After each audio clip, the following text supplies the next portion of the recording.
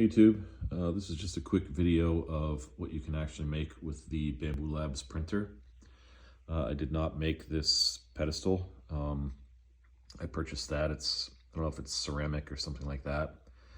It's definitely not concrete, but I think it's like ceramic. But as you can see, that's a pretty large vase, Greek vase.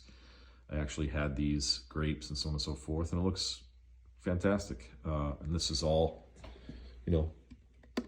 PLA, and you can see, try to get it better. You can see that the lines and everything else, and there were some issues or whatnot, but that wasn't with the Bambu Labs. That was the actual print. The Bambu Labs prints everything perfectly.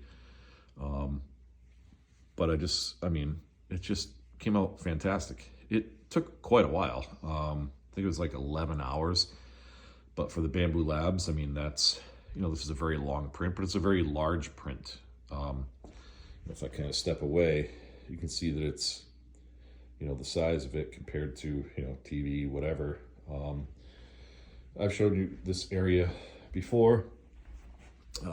Obviously, you guys have seen this in other videos. I also printed this Greek vase out. It's much thinner and came out unbelievably fantastic. Very lightweight. I had these flowers in the house and it worked out great. So I printed this in gold, but I always do use gold leaf paint and paint over it so that it's solid. But it definitely is a 3D print, as is this one over here. So just some, again, this is very thick, if you can see, of a print.